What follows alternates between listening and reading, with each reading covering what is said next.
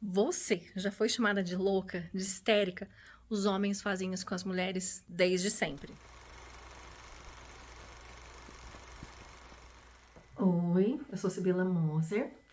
Tô aqui hoje para falar com vocês um pouquinho sobre o assunto histeria.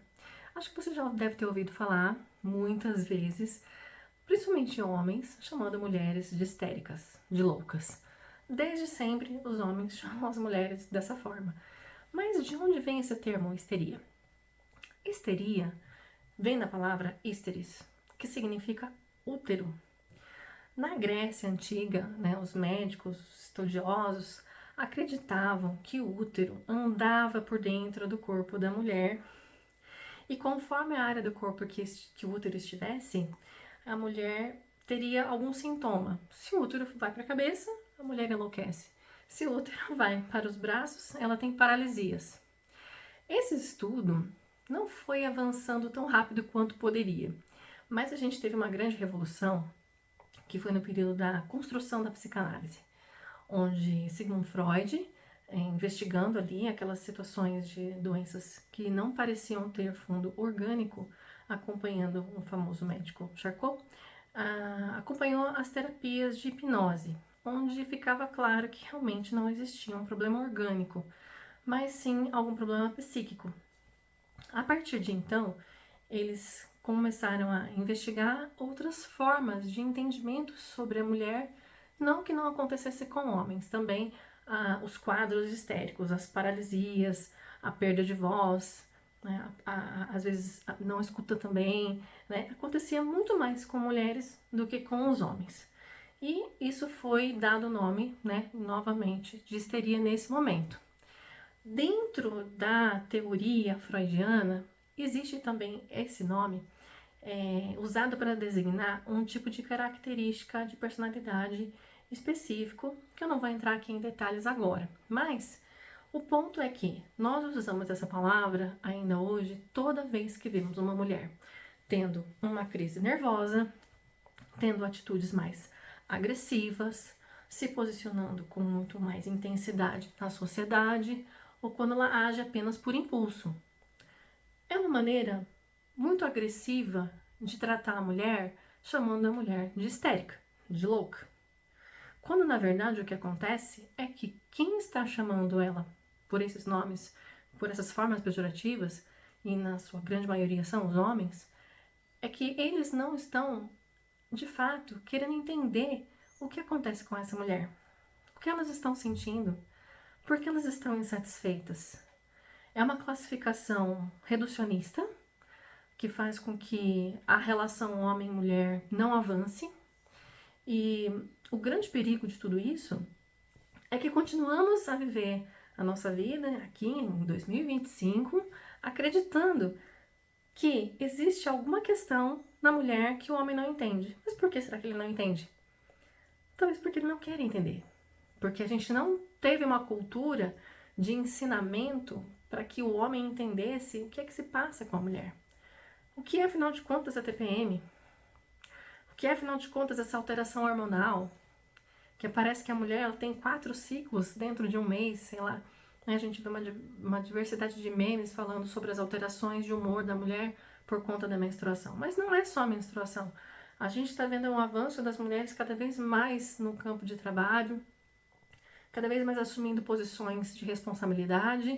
E como fica esse corpo, né? Como fica esse psíquico por trás dessa posição de responsabilidade? Porque até hoje o que acontece é que os homens não ouvem as mulheres a partir das palavras dela.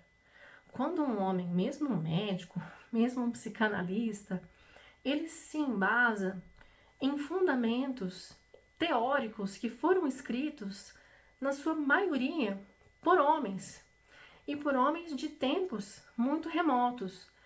Existem estudos que fazem com que as pessoas avancem nesse conhecimento, promovam debates sobre o que é a mulher, né? Como diria Lacan, a mulher não existe, né? O que é a mulher? Ou Freud dizia, o que era a mulher? Mas a gente está falando aí de coisas de mais de 100 anos, né? Questionamentos de mais de 100 anos, de mais de 50 anos. E tem muitos profissionais, estudiosos, pesquisadores que trabalham em cima disso. Alguns, né, que eu tenho aqui conhecimento, né, na maioria são mulheres realmente que se preocupam em tentar entender essa questão. Para ilustrar um caso simples de um diagnóstico de histeria que não tinha fundamento algum, se a gente olhar com os olhos de 2025, é um caso, um conto, né, de Charlotte Perkins, onde ela conta a história de uma mulher que teve uma depressão pós-parto, é uma história baseada em fatos verídicos, e que o marido dela, médico, né, prendeu ela num quarto com um papel de parede amarelo. A gente sabe hoje em dia, né, com estudos da psicologia, que o amarelo é uma cor que traz mais agitação mental. É uma cor muito utilizada para quem quer ter criatividade, né, muitos pensamentos. Então a mulher ficou com depressão pós-parto, longe de seu filho, com esse amarelo nesse quarto vazio, sozinha, e aos poucos ela foi tendo alucinações, foi enlouquecendo de fato. Começou a acreditar que existiam mulheres presas dentro desse papel de parede. Começou a arrancar vigorosamente o papel de parede. E o que o seu marido, o médico, diagnosticou? Que ela tinha histeria. Então, esse conto é só para ilustrar a forma com que até hoje nós, mulheres, não somos ouvidas. Nem por nós mesmas, enquanto amigas, mães, filhas, primas, e menos ainda pelos homens, na sua grande maioria. É claro, como eu disse, existem estudos, pessoas que estão pesquisando, que estão debatendo o papel da mulher, que estão debatendo a questão da diferença dos sexos, mas o fato é que, na prática, ainda hoje em dia, a mulher é facilmente reduzida à louca simplesmente porque ela está reclamando, porque ela está talvez exercendo o seu direito de reclamar a sua insatisfação. E aí, em vez de ouvir ou de aprender alguma coisa com isso, os homens naturalizam a questão de chamá-las de loucas. Essa naturalização é cultural. Ninguém se preocupou em ensinar aos homens que as mulheres têm as suas necessidades, que não são só os homens que têm. E quais são as necessidades? Eles não sabem. Eles têm que aprender com aquela mulher que eles estão convivendo. Não existe uma regra geral do que são as mulheres, o que querem as mulheres. O que existe de fato é que cada mulher, como cada sujeito, tem as suas próprias necessidades e precisa ser ouvida pela pessoa que está por perto.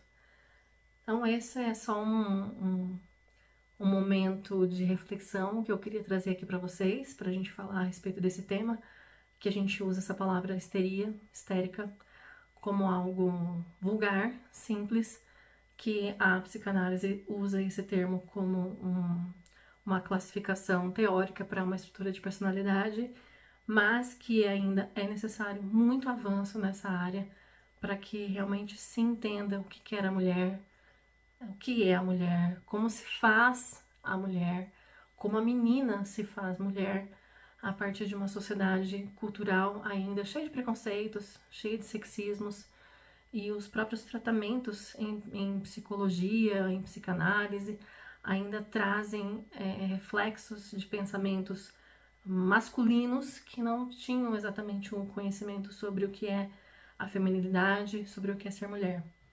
O que é ser mulher? Cada mulher tem o direito de dizer o que é. E todo homem que estiver ao lado dessa mulher, se quiser continuar ao lado dela, que a escute, que a entenda. Todos nós temos que continuar aprendendo uns sobre os outros sempre.